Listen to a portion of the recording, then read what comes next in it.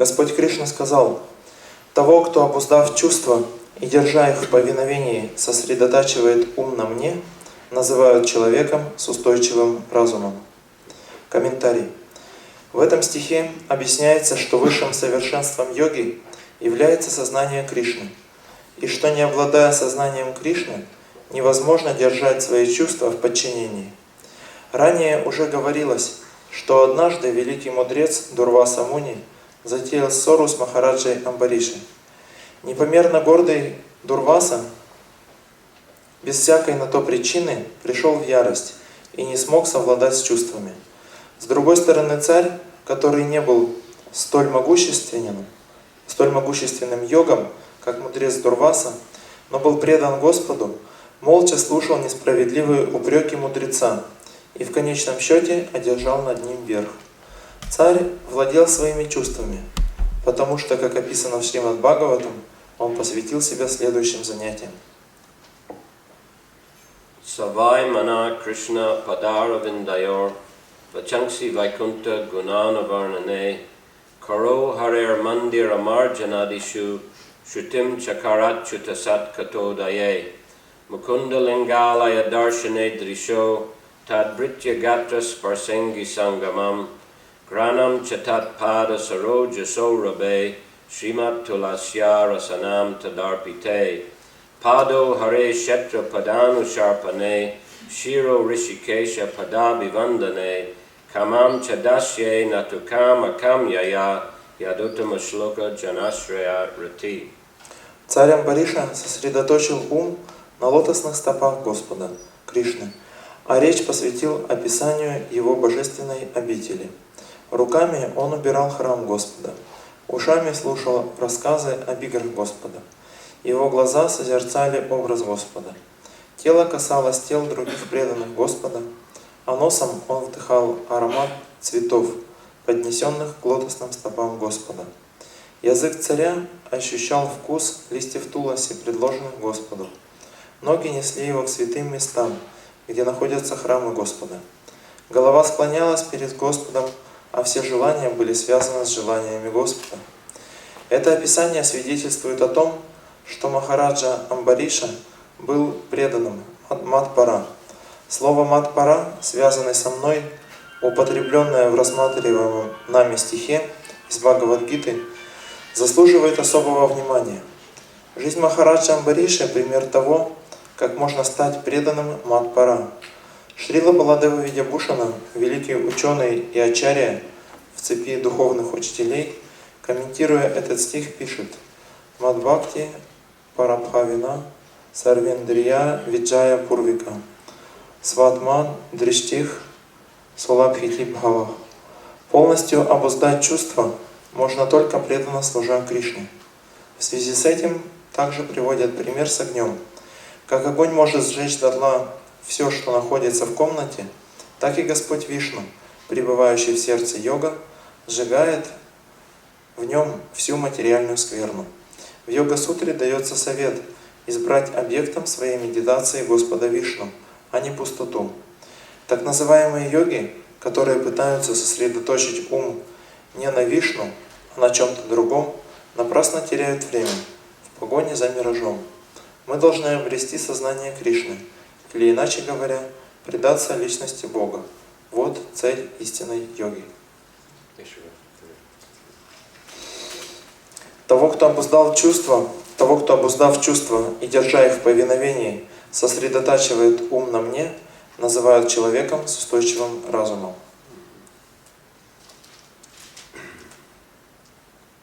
So in the previous verse to this, number 60, Krishna says that the senses are so strong and impetuous, O Arjuna, that they forcibly carry away the mind even of a man of discrimination who is endeavoring to control them. В предыдущем стихе, тексте номер 60, Господь Кришна говорит, что чувства так сильны, могущественны и напористы у Арджуна, что способны силой увлечь за собой ум даже того, кто владеет духовным знанием и старается обуздать их.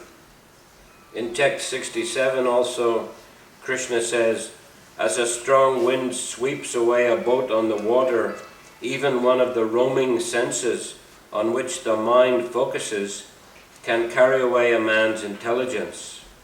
В 67 стихе Кришна говорит: «Как сильный порыв ветра уносит лодку, так даже одно свободно блуждающее чувство, на котором сосредоточен ум человека, может увлечь за собой его разум». Read the purport of this. И комментарий к 67 стиху. «До тех пор, пока все чувства преданного не будут заняты служением Господу, даже одно из них, ищущее мирских удовольствий, может заставить его сойти с духовного пути. Как явствует из приведенного ранее примера Махараджа Амбариши, все чувства необходимо занять практикой сознания Кришны, ибо это единственно верный способ обуздать ум». So, very difficult to control the senses, but possible if we follow the example of Ambarish Maharaj. Итак, чувства обуздать очень сложно, но это возможно, если мы будем следовать примеру, который показал Махарадж Амбариша. As was described in the 3 verses from Srimad Bhagavatam, which Shrila Prabhupada quoted in the first of these purports. Как это было описано в этих 3 стихах из Шримад Бхагаватам, которые Шрила Прабхупада цитирует в комментарии. These verses describe how Ambarish Maharaj practiced bhakti yoga.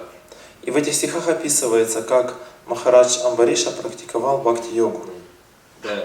The goal of bhakti yoga is to develop an intimate, loving relationship with Krishna.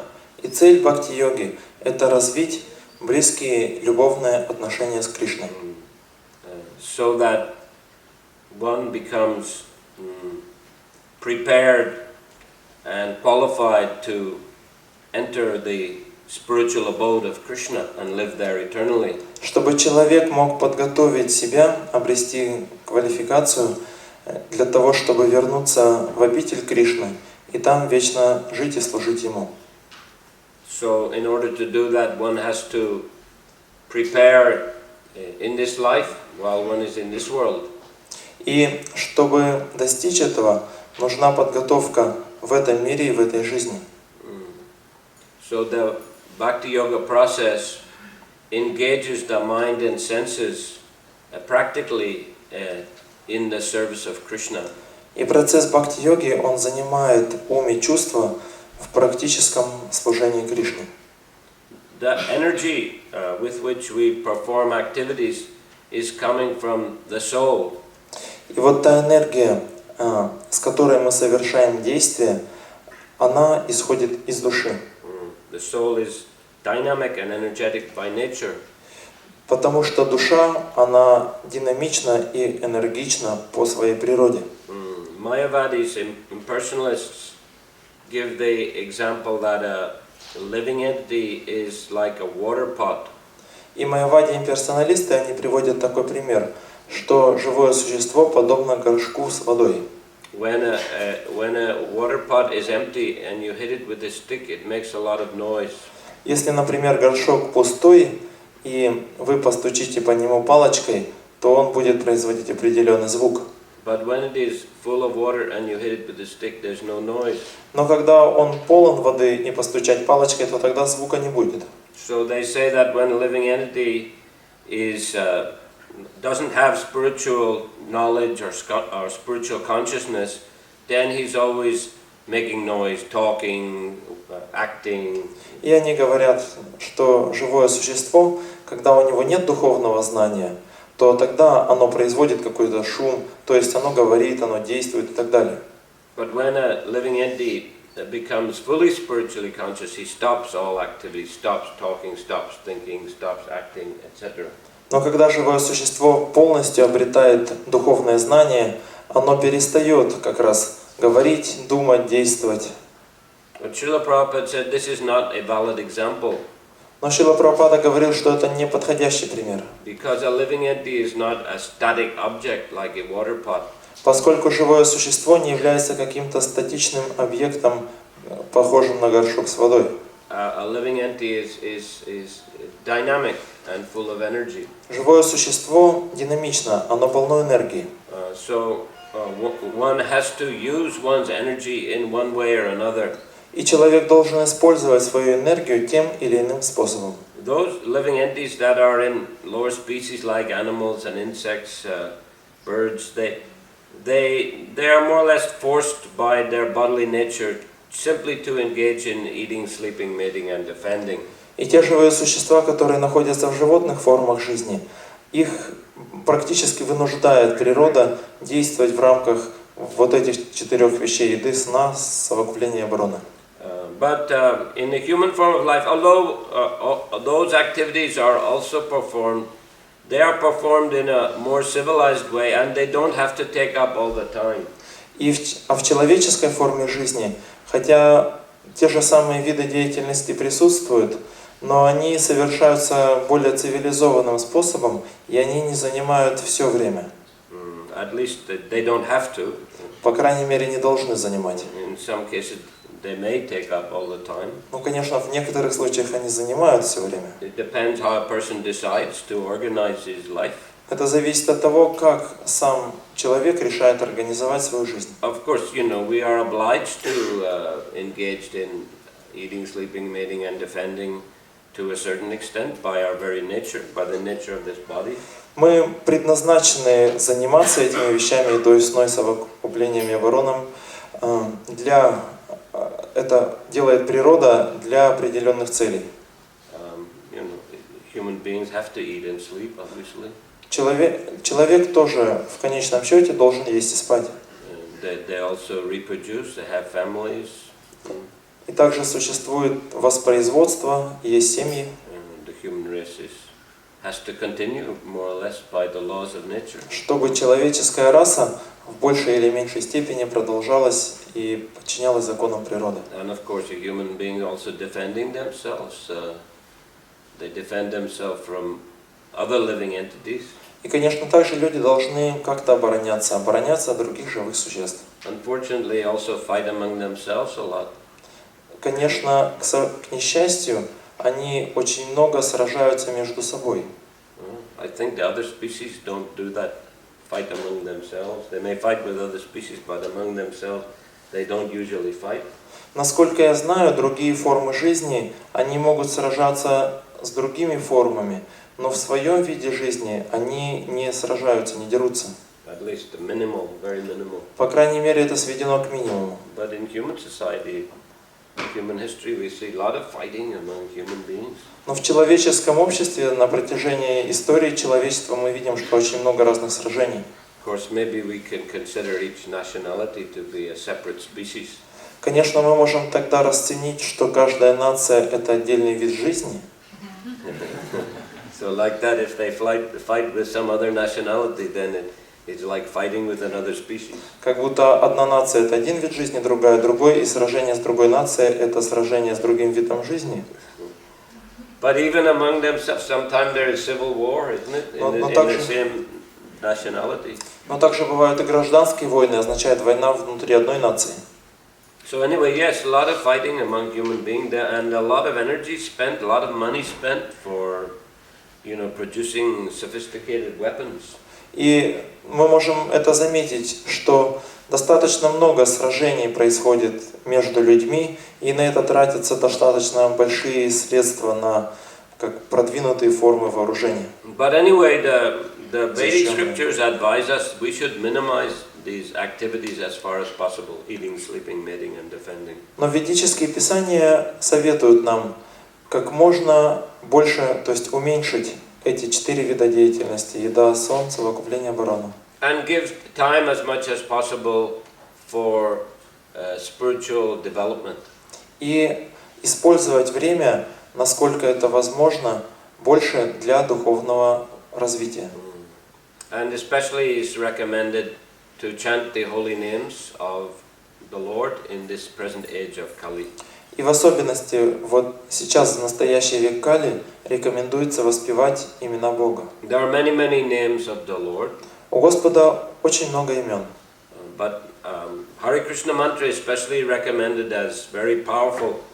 Но Харе Кришна мантра особо рекомендуется как очень могущественная. I think it's in Chaitanya Charitamrita. It's explained that one name of Vishnu is equal, one name of Ram is equal to 1,000 names of Vishnu. Есть такой стих, кажется, в читании Чаритамрити, что одно имя Рамы равняется по могуществу 1000 имен Вишну. And one name of Krishna is equal to 3 names of Ram. И одно имя Кришны равно 3 именам Рамы. So very powerful. Означает очень могущественно. Actually, there's a story in Ramayana, I think it is, about one devotee called Guyaka. Есть одна история в Рамаяне про одного преданного, его звали Гухьяка. When Lord Ram went into exile, he stopped on the way at that devotee's ashram. Когда Господь Рама отправился в изгнание, то по пути он остановился в ашраме этого преданного. And that devotee made all kinds of arrangements. И этот преданный, он очень хорошо его встречался, подготовил. But Lord Ram didn't accept. Но Господь Рама этого не принял. Again and again he requested. И он снова его просил. Finally, Lord Ram said, "All right, we brought these horses with us. You can feed them and send them back to Ayodhya." И потом Господь Рама сказал: ну хорошо, вот давай своих лошадей, а потом их отвезешь обратно в Айодхью. So why that happened? That he was a devotee. Why Lord Ram was not accepting his service? И он был преданным, но он никак не мог понять, почему же Господь Рама не принимает его служение. И выяснилось, что в своей прошлой жизни он был сыном брамана. Once his father was away from the ashram, and he had, some person came to the ashram, and that person had performed some sinful activity. Maybe he had killed someone or. И однажды, когда его отец отлучился из ашрама, в этот ашрам пришел человек, который совершил какую-то греховную деятельность, может быть, кого-то даже убил. And he asked, "What can I do? What can I do? How can I get free from the reaction?" И этот человек, он стал спрашивать, что же мне делать, как мне освободиться от этой реакции. And the boy said, "You chant the name of Ram 3 times." И мальчик сказал: а ты 3 раза произнеси имя Рамы. And later his father came back, and the boy told his father what had happened. И позже, когда вернулся его отец, мальчик рассказал отцу, что случилось. And his father became very angry with him. И отец очень на него разгневался. He said, "You don't have to chant the name of Ram 3 times. Just once is enough to neutralize such sinful action." И он сказал: не нужно было 3 раза повторять имя Рама, достаточно было одного имени Рамы, чтобы прекратить, избавить человека от этих греховных реакций. And he cursed him. И проклял его. So in the next life, Lord Ram would come and not accept his service. Что в следующей жизни Господь Рама пришел к нему и не принял его служение. Anyhow, that is just to illustrate the power of the name of Ram. То есть эта история, она просто иллюстрирует могущество имени Рамы. But anyway, even the name of Krishna is more powerful, 3 times more powerful. А имя Кришны еще даже более могущественное, в 3 раза могущественнее. Well, it doesn't mean only chant Ram, don't chant Krishna. Chanting the name of Krishna and Ram is both recommended in present age. Но это не означает, что мы повторяем только что-то одно, или Рама, или Кришна имя. Мы повторяем в наш век и то, и другое. But name of Krishna is especially potent. Но имя Кришны наиболее важно. So this is the most important kind of spiritual activity to be performed in the present day and age. Итак, это наиболее важный метод духовной деятельности, который мы можем совершать в наши дни и в наш век. This is a central activity, a spiritual activity. Это центральный момент духовной деятельности. And to support that, there are so many other important activities to be performed. И чтобы поддержать это, мы делаем очень много разных других видов духовной деятельности. One interesting thing that Bhактиведанта Saraswati, 3 interesting things that he recommended. И Бхактиведанта Сарасвати, интересно, что он рекомендовал 3 вещи.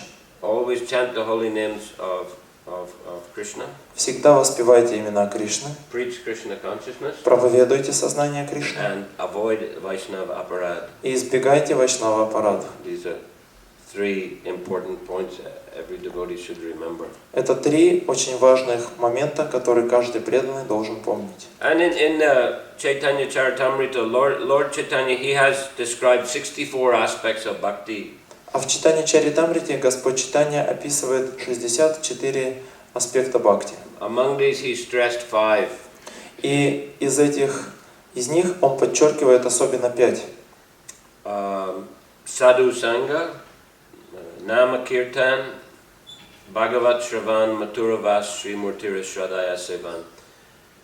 Association of devotees, Общение с преданными, chanting the holy names, воспевание святых имен, hearing the Bhagavatam, слушание Бхагаватам, visiting holy places, посещение святых мест or living in holy places, или даже жить в святом месте, and worshipping the deity with devotion. и поклоняться Божеству с преданностью. So these were the most important. Chanting the holy name is the most important, and the other 4 are also extremely important. Итак, воспевание святых имен – это самый важный аспект, и 4 других также очень важны. So we see Ambrish Maharaj was performing these activities. И мы можем видеть, как Амбариша Махарадж, он был занят этой деятельностью. He would associate with the devotees, embrace the devotees. Он общался с преданными, они обнимали друг друга. He would chant the names of the Lord and the glories of the Lord. Воспевали имена Господа, прославляли Господа. He would hear the scriptures. Он слушал Писание. He would go to holy places, use his legs to go to holy places and temples of the Lord. Он использовал свои ноги для того, чтобы идти в храм или в святые места. And he would engage in the worship of the deity. И также он был занят в поклонении Божеству. Just as his eyes he would use to have darshan of the Lord. Как здесь упомянуто, что его глаза были заняты тем, что он получал даршан Господа. He would offer flowers to the Lord and then smell the aroma of those flowers. Он предлагал Господу цветы, а затем вдыхал аромат этих цветов. He was offering foodstuff, tulsi, to the Lord and taking the remnants, prasadam. Он предлагал свою пищу вместе с листьями туласи Господу, потом принимал прасад. He would be bowing down in the temple of the Lord. Кланялся в храме Господа. Cleaning the temple of the Lord. Мыл храм Господа. These are all deity worship. Это все связано с поклонением Божеству. So, like that, he was following these, especially 5 important aspects of devotional service, as well as many others, no doubt. Он следовал этим 5 самым главным аспектам преданного служения, так же, как и многим другим. So, for us recommended, as Prabhupada recommend, to follow in the footsteps, to follow the example of Ambarish Maharaj. И Шрила Прабхупада для нас рекомендует следовать примеру Амбариша Махараджа. That will keep our mind and speech and senses fully engaged. И это будет сохранять наш ум, речь и чувства полностью занятыми. As mentioned, the soul is dynamic. И как было уже упомянуто, душа по природе динамична. And that energy is manifested on 3 levels: physical level, vocal level, and mental level. И вот эта энергия, она проявляется на 3 уровнях: на физическом, на уровне речи и на уровне ума. So we should strive to be occupied on all these 3 levels in Krishna consciousness. И мы должны стараться быть занятыми на всех этих 3 уровнях в сознании Кришны. The most practical and easiest to get absorbed on is at physical levels, to be always busy in doing something for Krishna. И самое легкое – это быть занятым на физическом уровне, всегда делать что-то для Кришны. And then thus we can learn also how to speak in a Krishna conscious way, chant the holy names of the Lord. И также дальше мы должны научиться, как задействовать свою речь в служении Господу, воспевании Его имен.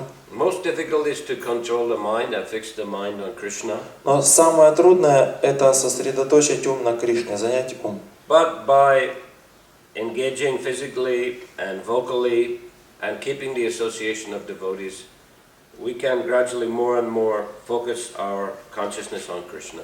Но занимаясь физическим служением, занимая свою речь и продолжая сохранять общение с преданными, постепенно мы тоже учимся, как всегда быть сосредоточенными на Кришне.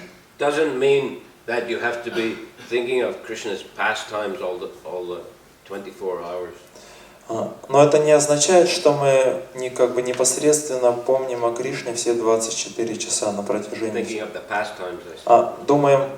Думаем об играх Кришны. We may also be thinking of service, what particular service we have to perform. Мы также можем думать о том, какое практическое служение мы должны совершать. Or, something we have to do for other devotees, for example. Или что-то мы делаем для других преданных.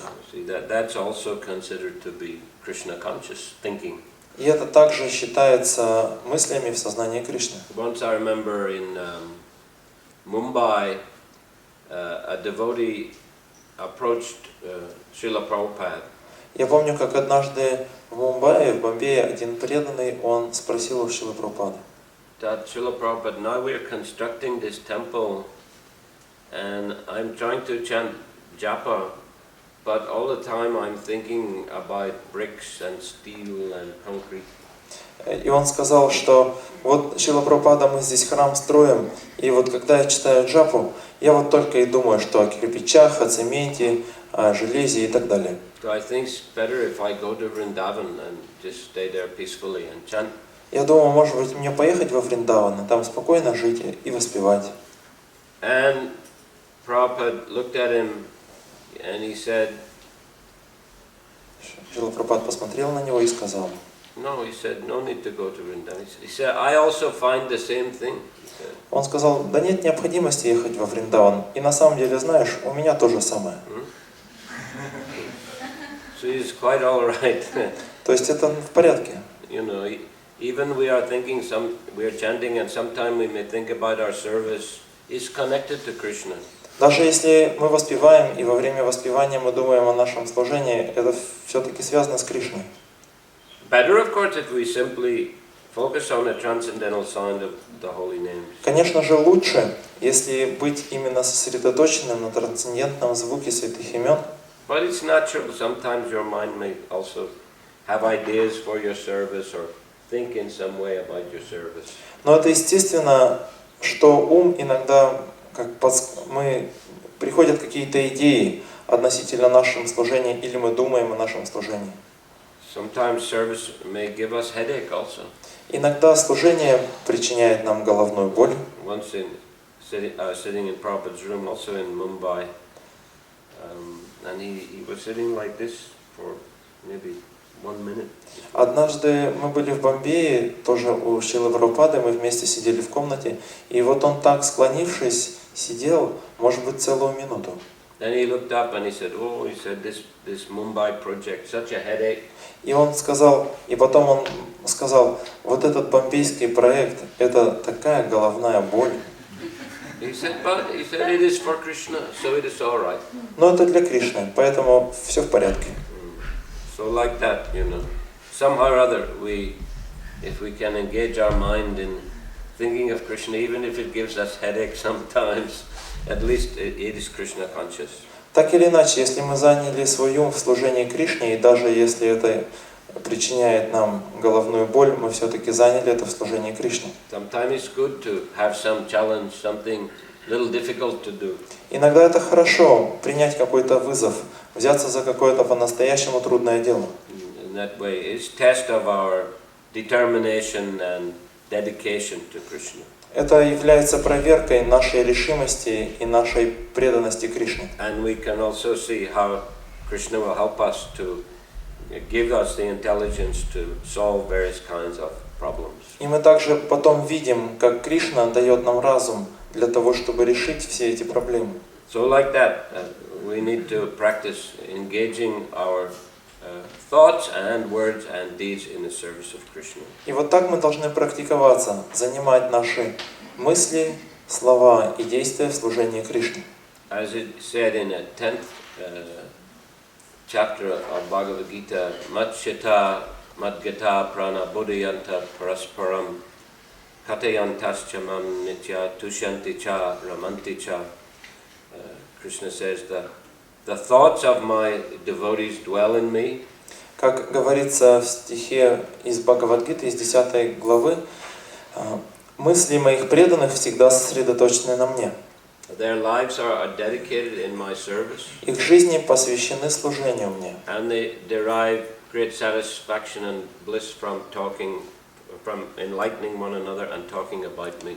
И они черпают огромное удовлетворение и блаженство, просвещая друг друга и беседуя обо мне. So like that, they are thinking of Krishna and talking about Krishna and also acting in the service of Krishna. Итак, мысли о Кришне, мы говорим о Кришне, и мы заняты в служении Кришне. So that is what Ambarish Maharaj was doing. И это то, что делал Амбариша Махарадж. That is the way to practice bhakti yoga. И таков способ практики бхакти-йоги. And to keep the senses under control by engaging them in devotional service. Держать чувства под контролем, занимая их в преданном служении. And thus one's consciousness of Krishna becomes more and more developed. Итак, сознание Кришны человека все больше и больше развивается. So thank you. Hare Krishna. Спасибо. Any question? Есть ли вопросы? Некоторые преданные, они с удовольствием, когда и во время джапы будут думать о чем практическом служении. И как бы они могут оправдывать тогда желание свое заниматься практическим служением, а не читать джапу. Then some devotees can excuse their thoughts during the japa about devotional service, if this is natural, as you said. Yes, I think so. I mean, we can't be too fanatical. I mean, we should try to chant as attentively as possible, but, you know, at the same time, if sometime a devotee thinks of his service while chanting, it's all right. Да, то есть мы не должны быть слишком фанатичными, мы должны стараться быть сосредоточенными как можно больше, но если кто-то думает о служении, то это естественно и это нормально. И то, что он оправдывает, ну, что джапу можно не читать, Не читать. ну, конечно же, некогда практическое служение для Кришны. So, and somebody can say that doesn't need to chant japa at all. Well, it's obviously better to chant japa. Конечно же, несомненно, лучше читать джапу. It's recommended. Это рекомендовано. But Krishna in the 12th chapter, he says, you know, if you cannot just spontaneously think of me, then he says, follow the regular principles of bhakti yoga. Это как в 12 главе Кришна говорит, если ты не можешь спонтанно думать обо мне, тогда следуй регуляциям бхакти-йоги. Especially that means chanting and hearing and serving the deity, etc. И в особенности это и означает воспевание, слушание, поклонение божествам. But he says, if you can't do that, he says, just work for me. Но если дальше он говорит, но если ты не можешь это делать, тогда работай для меня. So somebody may be on that platform, he's not able to, doesn't have the, you know, desire or determination to chant and hear. At least if he can work for Krishna, Krishna is saying, well, you know, go ahead, do it. То есть, если кто-то не находится на этом уровне, то есть у него нет желания или решимости заниматься именно служением в бхакти-йоге,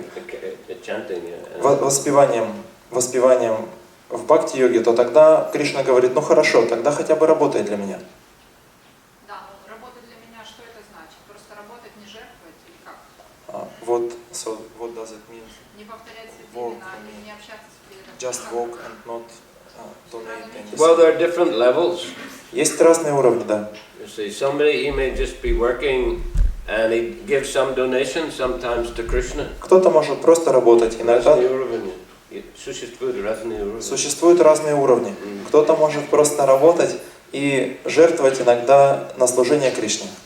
Somebody else, you know, he may like to work all the time and just selflessly, you know, do everything for Krishna. А кто-то может постоянно работать и полностью бескорыстно, и таким образом полностью быть занятым в служении Кришне. But preferable to that, follow the principles of bhakti yoga. Но более как превосходящим это, более возвышенным является следование принципам бхакти-йоги. And at the same time, work for Krishna. и в то же время работать для Кришны.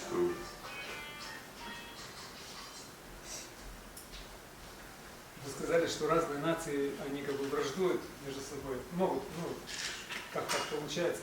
И вы сказали, что это разные как бы разные формы жизни. Вот. Получается, что в Ведах говорится, что существует 400 тысяч форм жизни человеческого сознания, да?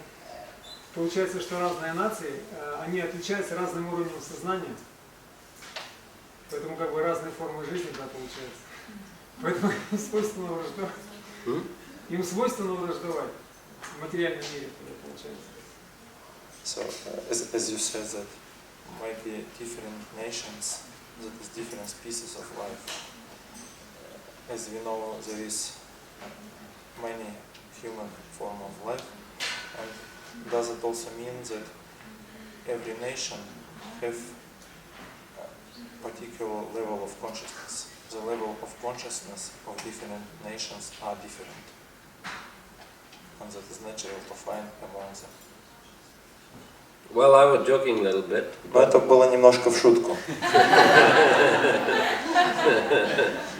But yes, I mean there is also kind of national consciousness, we could say. Ну да, в принципе-то мы можем сказать, что есть определенное национальное сознание. You see, but they're very similar anyway, you know, in the modern world. Но в современном мире оно очень сильно уравнено, очень сильно похоже. At least, you know, maybe Western type of people. So, but you know, it's hard to comment on that. But I don't necessarily say that each nation is a separate species. Особенно западные люди почти все одинаковые, но на самом деле трудно прокомментировать, но я не сказал это как бы однозначно, утвердительно, что вот разные нации это разные формы жизни. Они границы делают, и допустим, индус, если он приедет в Европу, он там кидает бумажки везде, как в Индии, все кидают бумажки, мусор, тут же покушали и едят. Западный человек этого не сделает, и другие, так сказать, привычки как бы не переносят. Поэтому государство старается делать границы, чтобы как бы меньше ездило. So, there is different tradition. For example, if Indian man came to the West, he also have this habit to throw paper everywhere, but Western people never do this, and that's why the government make a borders between countries and so on. That's comment. Это как бы комментарий, да? Русские тоже мусорят. Не, мы тему обсуждаем. Hare Krishna. But Russian people, they seem to be very attracted to Krishna consciousness. It seems to them easier for them to practice Krishna consciousness than Westerners. Но зато русские люди, они очень восприимчивы к сознанию Кришны. И, похоже, как бы более восприимчивы, чем западные люди. У нас корни индийские.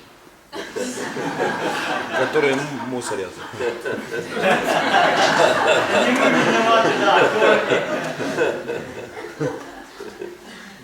Эта тема вот, вида человечества как один вид, она на самом деле такая важная, поскольку мнения очень разные.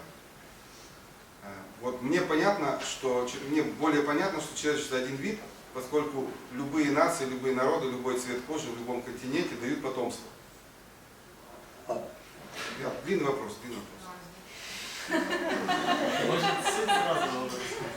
This topic is discussed so many times, and one of the points is because people from different nations, they can produce children. That means the humanity that is one species. That is one of the points. Но также многие преданные считают, что все-таки существует в человечестве несколько форм жизни, именно сравнивая некую такую вот разумную цивилизацию и вот дикие племена где-нибудь в Африке.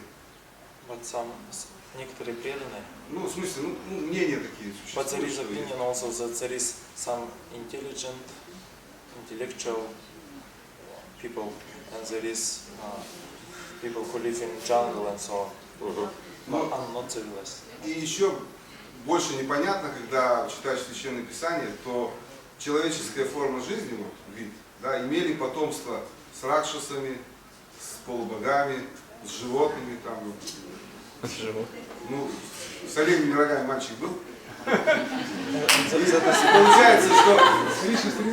Получается, что вид, он при совокуплении дает потомство. Если виды разные, кошки, собаки, там, мыши, там, слоны, они не дают потомства. А в Бхагаватам и в других писаниях, то есть потомство было у разных форм жизни. So Western understanding of species of life is they can produce children among them, but according to it seems like in Vedic understanding, because sometimes human being and Rakshasa produces children, human being and demigods produces children. There is some other understanding of species of life. Yeah, I guess, there may be different understandings. Ну да, возможно, есть различное понимание, что такое вид жизни. But generally, I guess we could say, human beings is one species, but maybe many subspecies like that. Но как вот можно так понять, что человеческая форма жизни это один вид, но есть также много подвидов.